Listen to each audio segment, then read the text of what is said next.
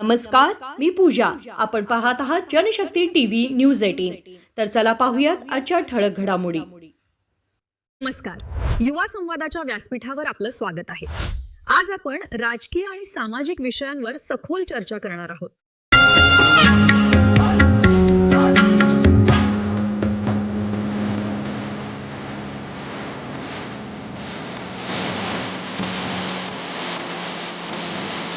धन्यवाद.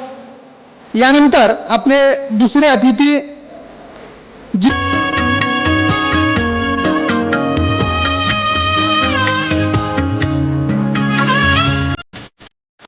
सर्वंट होण्यासाठी काही जागांसाठी म्हणजे MPSC UPSC यासारख्या परीक्षा आहेत, पण पदे जसे की नगराध्यक्ष नगरसेवक या पदांसाठी परीक्षा नाही आहेत.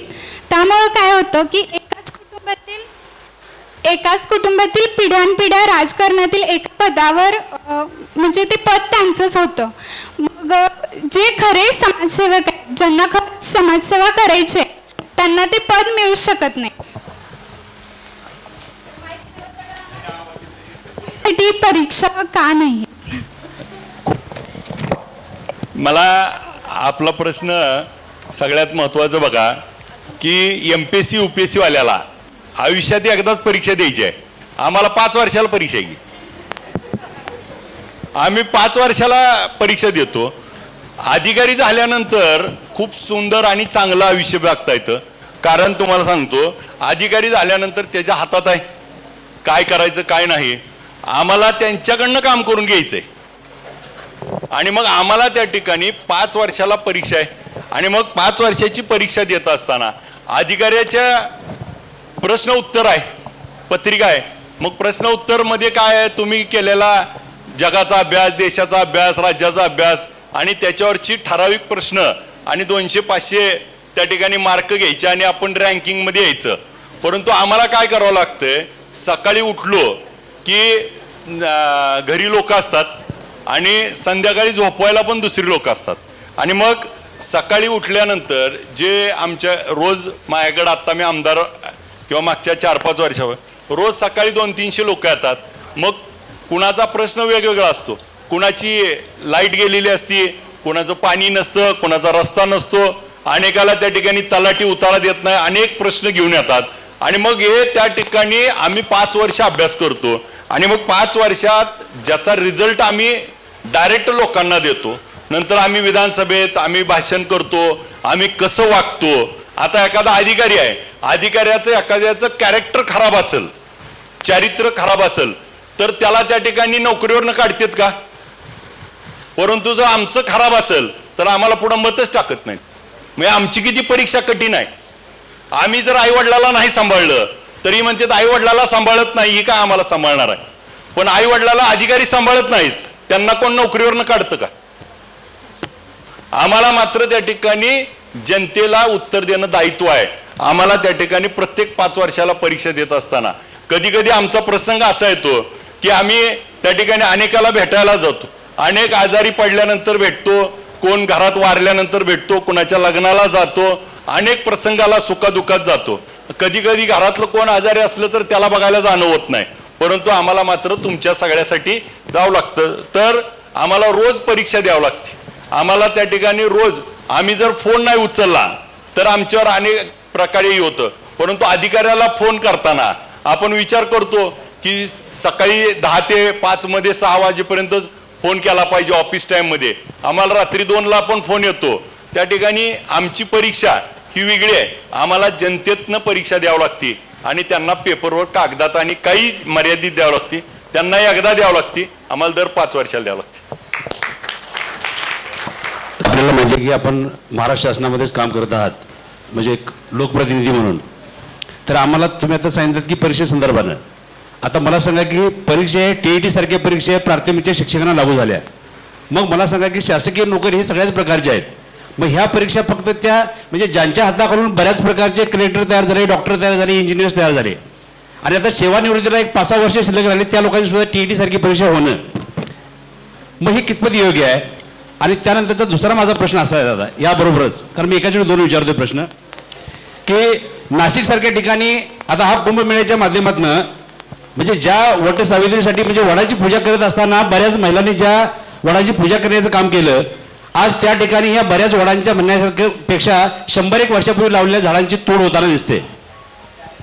तर मग आम्हाला सांगा की देशाला गरज पर्यावरणाची आहे का कुंभमेळ्याची आहे? माझ्यासारख्या एका शिक्षकानं 12 स्मशानभूमींच्या मध्ये हजारो झाडं लावून आज माझी वसुंधरा 4.0 सारखं बक्षीस, अर्जुनी सारख्या छोट्या 1760 लोकसंख्येच्या कागल तालुक्यातल्या गावाला 15 लाखाचं बक्षीस आम्ही मिळवू शकलेलो आहे. आणि या ठिकाणी म्हणण्यापेक्षा ज्या ज्या ठिकाणी आम्ही कार्यक्रमाला जातोय तर त्या ठिकाणी तो कार्यक्रम पर्यावरणपूरक झाला पाहिजे, यासाठीचा आमचा हा अट्टहास आहे. तर दादा माझी हीच विनंती आहे की एक जर ह्या TET सारख्या परीक्षा जर लागूच करायच्या असतील तर त्या कलेक्टरपासून शिपायापर्यंत व्हाव्यात आणि पर्यावरण हा विषय जो आहे यामध्ये सगळ्यांचाच सहभाग झाला पाहिजे. धन्यवाद. नक्की, खूप छान प्रश्न आहे आपणार आहे, परंतु ही घेणारे तुमच्या हाताखाली शिकून गेलेलीच विद्यार्थी करायला लागलेत. मग तुम्ही काहीतरी त्यावेळेस जास्त मार्क दिला असेल ते तुमचा परत बदला घ्यायला लागलेत. आणि दुसरा जे आपण वृक्षाचं सांगितलं तर आपण बॅलन्स करणं आवश्यक आहे. वृक्षतोड आवश्यक आहे, गरजेचीच आहे. तर 1 झाडाला 10 झाडं लावून त्या ठिकाणी पुन्हा आपण वृक्ष लावली पाहिजे. परंतु काही गोष्टीच्या आड पडून जर आपल्याला भविष्याचा आपला विकास थांबवायची वेळ येऊ नये. कुंभमेळावा गरजेचा आहे का?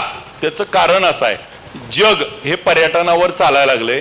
दुबईसारखं राज्य, देश, त्या ठिकाणी 40% इकॉनॉमी त्यांची पर्यटनावर आहे.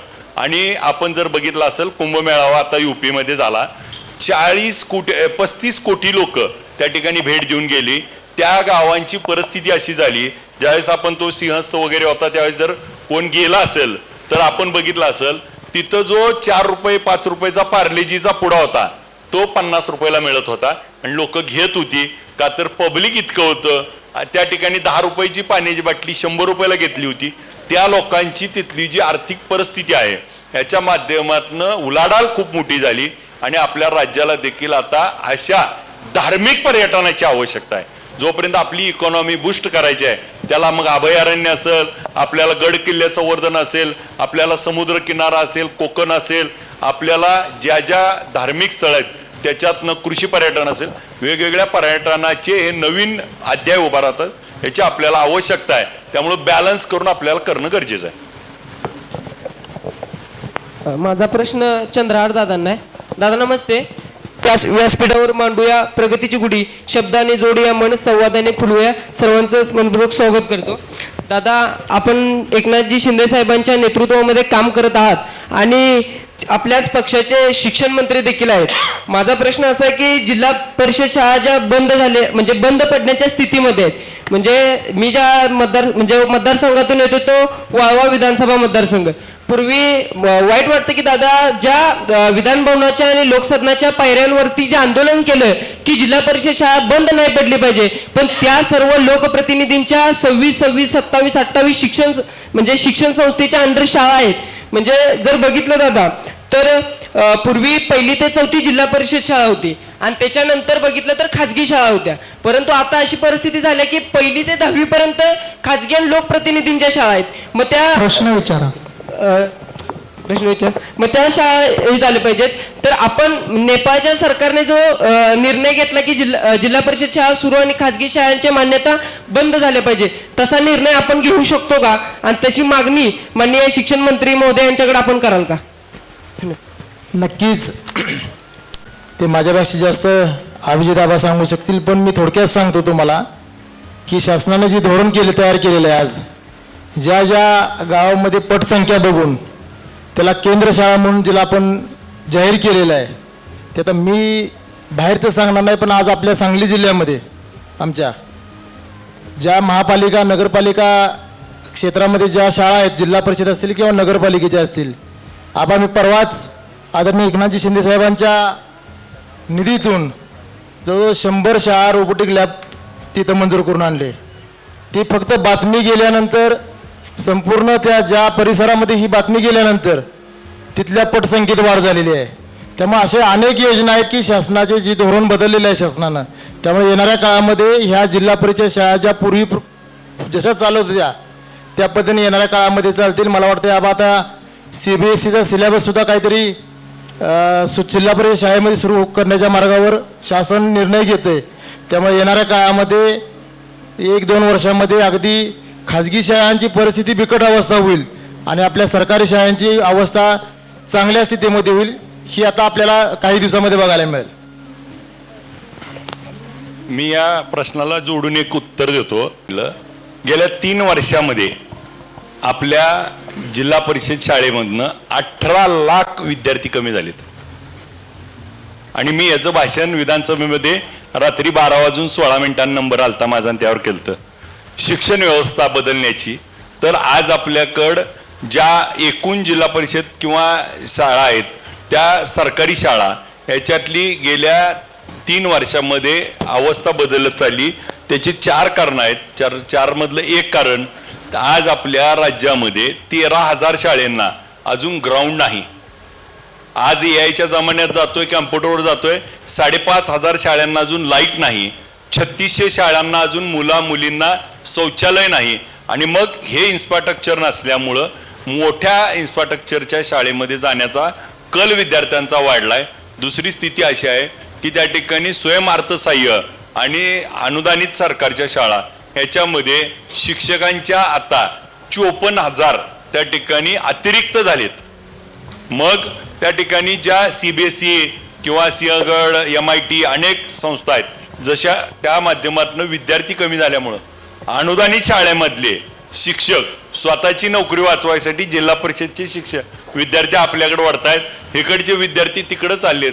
ह्या वडाताणी आणि स्पर्धेमध्ये ह्या शाळा त्या ठिकाणी अनेक शाळा त्या ठिकाणी गेल्या 8,600 शाळा ही एक शिक्षकी महाराष्ट्रात तयार झाल्यात. जिथं 2 पेक्षा जास्त शिक्षक असायचे आज एक शाळा आणि 4 वर्ग 1ली ते 4थी शिकवायचा एका शिक्षकाने, अशी अवस्था झाली. याला बदलायचं असेल तर त्या ठिकाणी आपल्याला आपले विद्यार्थी त्या ठिकाणी वेगवेगळ्या माध्यमातनं शिक्षण व्यवस्था, म्हणजे आम्ही नेहमी या विषयावर, आता सरांना माझा थोडा राग येईल, साधारणपणे 1 लाख ते 1.5 लाख रुपये पगार असणाऱ्या शिक्षकाकडवर विश्वास नाही, परंतु 20 ते 25 हजार रुपये पगार देणाऱ्या कड CBSEच्या नावाखाली, इंटरनॅशनल स्कूलच्या नावाखाली त्या ठिकाणी आपण खाजगी शाळांमध्ये आपले विद्यार्थी घालतो. आणि मग त्या ठिकाणी आपल्याला स्पर्धात्मक अभ्यासक्रमाची गरज आहे. आणि याच्यामध्ये आता राज्य सरकारने काही निर्णय चांगले घेतलेत की एक केंद्र शाळेवरती त्या ठिकाणी आपल्याला खेळाचा शिक्षक ठेवणे, आज कॅम्प्युटर देणे, आज प्रत्येक ह्याच्यामध्ये PM-श्री त्या ठिकाणी शाळा तयार करणं आणि मग 2 कोटी रुपये निधी देऊन अशा मॉडेल स्कूल तयार करतील. त्या माध्यमातून ही विद्यार्थ्यांची संख्या भविष्यामध्ये राहील अशा पद्धतीचा आमचा विधिमंडळाचा उपक्रम आहे. आत्ताच चंद्रहास पाटलांनी सांगितलं तसं एकनाथ शिंदे साहेब आणि दादा भुसे साहेब यामध्ये खूप चांगलं काम करतायत. भविष्यात त्या आपले प्रश्न नक्की सुटतील असं वाटतं. माझा एक प्रश्न आहे या ठिकाणी. सागर भाई, तुम्हाला माझा प्रश्न आहे, तुमच्याकडे बघत असताना रोड मॅलन म्हणून तुम्हाला कोणत्या दृष्टीने बघावं आणि विद्यार्थ्यांनी का बघावं असं मला वाटतं की तुम्ही त्याचं सांगावं. नाही नका आणि कोणालाच बघू नका.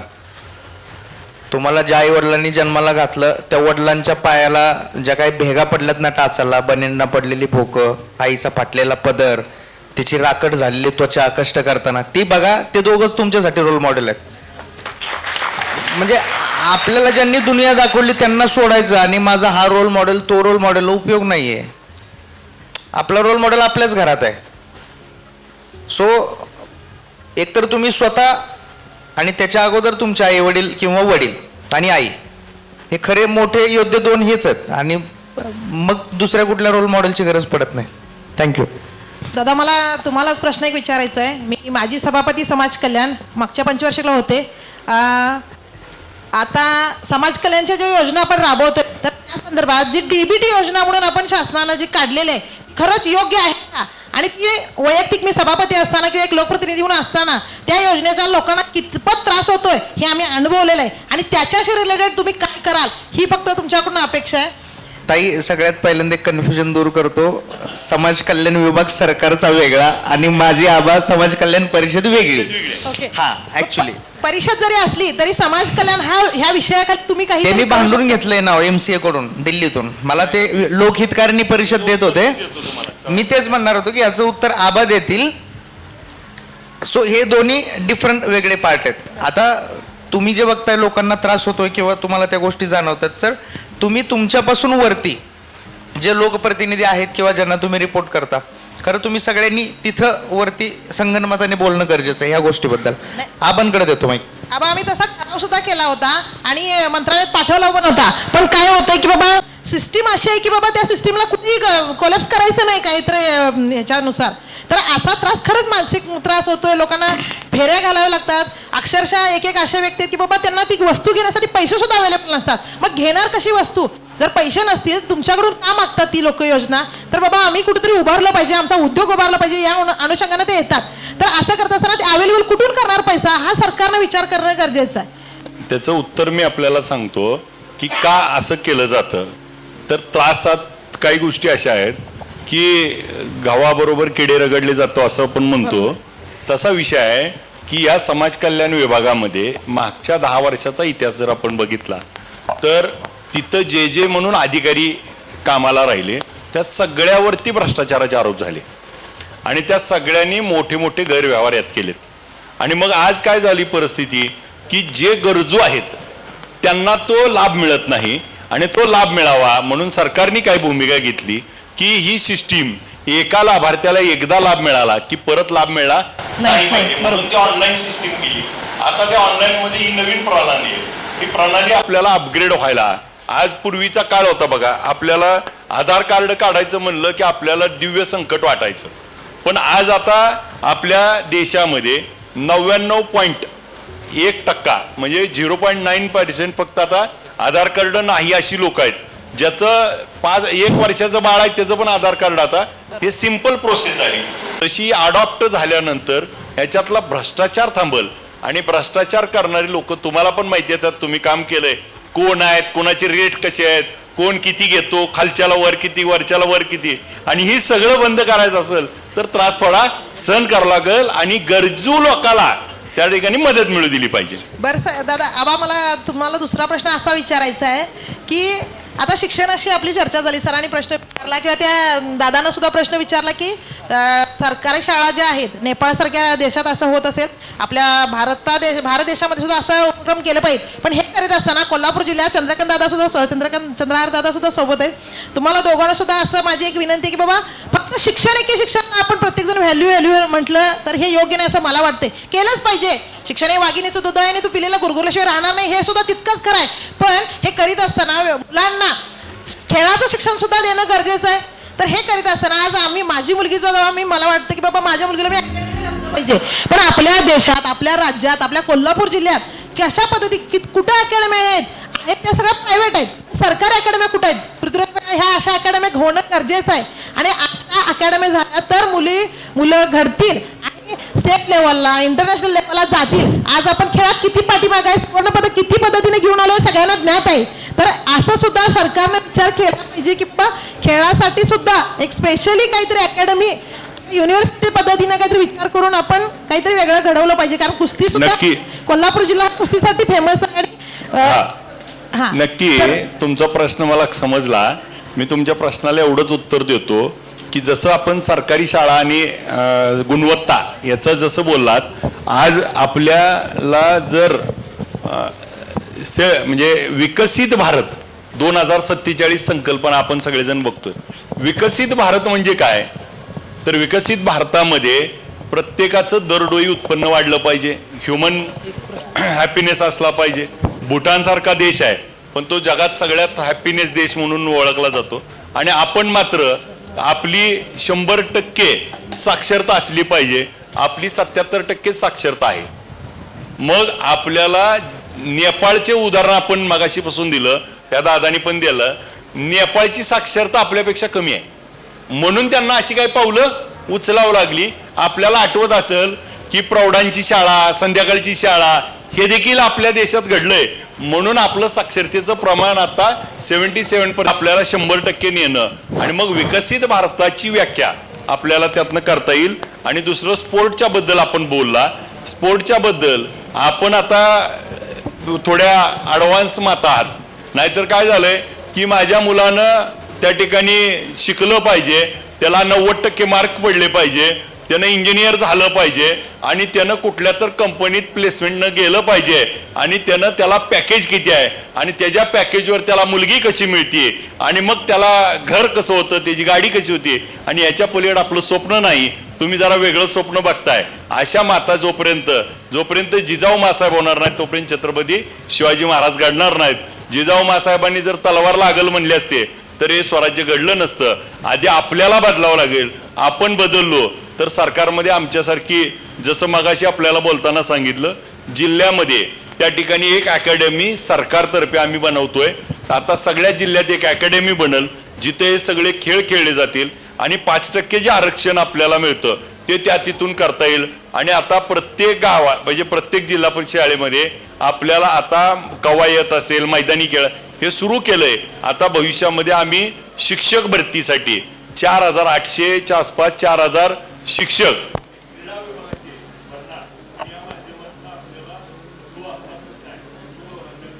जाईल असं मला खात्री वाटते. या ठिकाणी प्रश्न विचारणाऱ्यांना विनंती आहे की आपला प्रश्न थोडक्यात या ठिकाणी विचारायचा आहे आणि आपलं आता हे session my question is that जो ऊपर से पैसे इश्यूज होते हैं जैसे कि subsidy loan etcetera things normal लोगों तक पहुँचते वो आधे की हो जाते हैं और वो पैसे जाते कहाँ हैं? क्या यहाँ करप्शन होता है? अगर होता है तो आप क्या एक्शन ले चुके हो और क्या इसका पब्लिक रिपोर्ट ऑडिट है जिससे करप्शन नहीं होता और ट्रांसपेरेंसी से सारे काम किए जाते हैं? राजीव गांधी जी पंतप्रधान थे तब उन्होंने कहा था मैं अगर 100 रुपये ऊपर से भेजता हूँ तो 19 रुपये लोगों तक पहुँचते हैं. अभी ये गवर्नमेंट ने पिछले 10 सालों में जो डिसीजन लिया है कि सबके अकाउंट में पैसे जाए, तो इस वजह से जो सरकार गवर्नमेंट जो अनुदान दे रहा है वो डायरेक्टली अभी सब लाभार्थी के अकाउंट में जा रहा है. इस वजह से ये जो परसेंटेज है वो अभी अप हुआ है. लेकिन इसमें क्या है कि मैं आपका काम करके दूंगा, आपको ये मिल के दूंगा, इसलिए कोई पैसे ले रहा है, ये करप्शन है. ये हमें रोकने आगे वाले समय में जरूरी है. इस पे हम काम कर रहे हैं. कई जगह हमें भी अवेयर होना जरूरी है कि ये आपका हक है तो हम उसको ना रिश्वत दे. लेकिन हम भी क्या कर रहे हैं कि हमारे कुछ जो नॉर्म्स है, नॉर्म्स में हम कुछ इधर तो फिट नहीं बैठ रहे, इसलिए हम वो नॉर्म्स को मॉडिफाई करने के लिए उसको हम रिश्वत दे रहे हैं. या हमने भी वो अगर नॉर्म में नहीं है तो हमने भी वो उसको छोड़ देना चाहिए. आपको एक सिंपल मैं एक बोलता हूँ कि आज देश में 85 CR लोग अनाज ले रहे हैं गवर्नमेंट से और दूसरी जगह हम बोल रहे हैं कि हम विकसित भारत है. एक जगह 140 करोड़ लोगों में से 85 करोड़ लोग अगर हम गरीबों को अन्न दे रहे हैं और दूसरी बार हम विकसित भारत बोल रहे हैं, तो ये जो दो तरीके से हम यहाँ से हमें गवर्नमेंट का चाहिए भी और इधर हमें भारत भी आगे जाना चाहिए. अगर हम विकसित हुए तो इसको छोड़ देना चाहिए ताकि ये भ्रष्टाचार कम हो. हमसे खुद से शुरू करना चाहिए. कई जगह है कि ये लगातार प्रोसेस है, ये थोड़ा करके कम होता जाएगा. इसमें सबका कॉन्ट्रीब्यूशन जरूरी है. माझ्याकडे एक प्रश्न आलाय. अमन सर, मी सगळ्यांनाच विनंती करते, प्रश्न खूप आहेत, मान्यवर आपल्याला प्रश्नांची उत्तरं देतील, पण तुम्ही थोडक्यात प्रश्न विचारा आणि मान्यवरांना पण तीच विनंती आहे की तुम्ही फक्त एका वाक्यात त्याचं निरसन करा, कारण प्रश्न खूप जास्त आहेत आपल्याला. माझ्याकडे एक प्रश्न आलेला आहे, सांगली जिल्ह्यातल्याच एका विद्यार्थ्याने पाठवलाय, चंद्रहार दादांच्यासाठी आहे की तो असा हे माझंच एक रेसलिंग सेंटर विट्यामध्ये आहे. आता माझ्याजवळ 100 ते 150 मुलं आहेत. येणाऱ्या काळामध्ये त्याची संख्या 500 पर्यंत जाईल. तर माझ्या एखाद्या शिष्याची कुस्ती तुम्हाला नक्की बघायला मिळेल चांगल्या स्तरावरची. धन्यवाद दादा. अजून एक प्रश्न आलेला आहे की सागर भैयांना आणि आबांना आहे की प्रश्न असा आहे दादा की या ठिकाणी जे आमदार होतात, खासदार होतात, एका दिवसात विचार. माझा प्रश्न आमदार साहेब तुम्हाला आहे की आपण श्री विठ्ठल जसं आपण ऊसाच्या भावाचं बघतो तशी 2 त्याला कारण आहेत. एक कारण का आमच्या लहानपणातला काळ होता, ते सरांना माहिती. त्यावेळेस साखरेचा चहा देणं म्हणजे एक मानाचं म्हणजे काम होतं. आता आपण साखरेकडनं पुन्हा गुळाकडे वळालोय. आता गुळाचा चहा म्हणून बोर्डला गिराईक जास्त आहे. तशी ती परिस्थिती आहे जगामध्ये. आपण साखर खात असताना साखर कारखानदारीला FRP आणि MSP म्हणजे FRP म्हणजे आपल्या शेतकऱ्याला उसाला भाव द्यायचा आहे, ती 3550 रुपये केली आहे सरकारनं. आणि MSP म्हणजे मिनिमम सेलिंग प्राइस साखरेची 3100 रुपये. जगात कोणताही व्यवसाय असा नाही की ज्या कच्चा माल 3550 रुपये आणि पक्का माल 3100 रुपयाला. गव्हर्नमेंटचं धोरण इतकं चुकीचं आहे, त्याच्यामुळे साखर कारखानदारी अडचणीत आली आहे. साखर कारखान्यात जी लिंकअप असली पाहिजे, म्हणजे मी तुम्हाला त्याचं उदाहरण सांगतो की आपण जी घरी साखर खातो, आता कोणाला माहिती आहे का 1 वर्षात आपण माणूस किती साखर खातो? एक माणूस भारतीय 19 किलो साखर वर्षात खातो. आणि जर तो ब्राझिलियन माणूस असेल ब्राझील देशातला तर तो 50 ते 55 किलो खातो. गल्फ मधला असेल म्हणजे अफगाणिस्तान वगैरे तो 60 किलो खातो. अमेरिकेतला 60 ते 62 किलो खातो. आणि तरी भारतातल्या लोकांना डायबिटीस होतो का? तर अडचण आपल्याला काही नियम अटी आहेत. म्हणजे आता हा आर्टिफिशियल आहे. आणि सांगायचा उद्देश असा आहे की आपण घरी साखर जे खातो ते 23% साखर फक्त घरी खातो. राहिलेली साखर कशात जाती? तर कोल्ड्रिंक्स असेल, ड्रायफ्रुट्स म्हणजे मिठाई असेल. आता उदाहरण धरून चला 400 रुपये किलोची मिठाई आपण घरी आणली तर त्या 400 रुपयाच्या मिठाईमध्ये 35 रुपये किलोची साखर 1 किलो टाकली तर वजन बदललं का? 35 रुपयाचे किती झाले? 400 रुपये. पण शेतकऱ्याला पैसे देताना साखर जेवढ्याला विकल तेवढेच उसाला पैसे द्यावे लागतील. मग साखरेचा भाव हा त्या ठिकाणी FRP ला लिंकिंग नसल्यामुळं आज उसाला त्या ठिकाणी 50 रुपये जर किलो. आम्ही त्याच्यामध्ये विधानसभेत देखील हा प्रश्न मांडला दादा की अशा पद्धतीनं की 23% खायला साखर लागती तर 30% साखर ही 30 रुपये किलोनं द्यावी, त्याला 5% GST लावावा आणि 40 रुपये किलोनी त्या ठिकाणी उर्वरित इंडस्ट्रीला साखर द्यावी, त्याला 12% GST लावा. दुबार दर पद्धती ज्यामुळं शेतकऱ्याला न्याय मिळेल आणि हौशींना त्या ठिकाणी पैसे मिळतील, गरिबाला स्वस्त साखर मिळेल. असा बॅलन्स करण्याचं काम जोपर्यंत होणार नाही तोपर्यंत आपल्याला जो अपेक्षित 5000 रुपये भाव आहे ते देणं सरकारच्या धोरणामुळे अडकलंय. त्याला लिंकिंग सांगतो. इथेनॉलचं धोरण सरकारने आणलं आणि आज जगामध्ये ऑइल क्रूड ऑइलची परिस्थिती आहे आणि तिकडून ऑइल आणलं जातं महाग, परंतु इथलं इथेनॉल घेतलं जात नाही. सरकारच्या धोरणाच्या चुकीच्या निर्णयामुळं शेतकरी अडचणीत आलाय. त्याच्यावर काम करावं लागणार आहे. नक्की पुढच्या काळात आम्ही याच्यावर आवाज उठवू. सर्पमित्र हा आपल्या भागात, पंढरपूर भागात, माढा भागात आपले WCRचे काही कार्यकर्ते आहेत. त्यांना काय होतंय, एका ठिकाणी ते जातात, भारतातील 4 विषारी शाप त्या पकडतात, पण त्यांना काही भत्ता किंवा मानधन असं मिळण्यासाठी आपण काय प्रयत्न कराल? काय नक्की तुम्ही हा विषय आम्ही मागे पण घेतला होता. गोनस सारखा, नाग सारखा जो आपल्याला त्या ठिकाणी कोकण रिजनमध्ये याच्यावरती रिसर्च सर्व आहे. तो रिसर्च झाल्यानंतर जे सर्पमित्र म्हणून त्याला अधिकृतरित्या आयडेंटिटी द्यायची, त्याला ट्रेनिंग द्यायचं आणि तो सर्पमित्राला पहिला धोका होणार नाही याची काळजी घेऊन त्याला मानधन कसं द्यायचं याच्यावरती सरकारच्या ठिकाणी आमची एक कमिटी चालू आहे. आणि त्याच्यावर अभ्यास पूर्ण झाल्यानंतर, कारण हे सरकार बिना अभ्यासाचं काही करत नाही, पाटलांना आता अनुभव आहे आणि नुसत्या टेक्निकल गोष्टीत आम्हाला अडकवलं जातं. आम्ही सातत्यानं तुमचे विषय आम्ही मांडतो. नक्की आम्ही पाठपुरावा करू. धन्यवाद दादा. तुम्हाला किंवा विशेष वैद्यकीय योजना सुरू करावं आपले मत काय, किंवा आपण साहेबांपर्यंत, मुख्यमंत्री साहेबांपर्यंत मतं पोचवाल काय? सगळं सुरू आहे आपलं.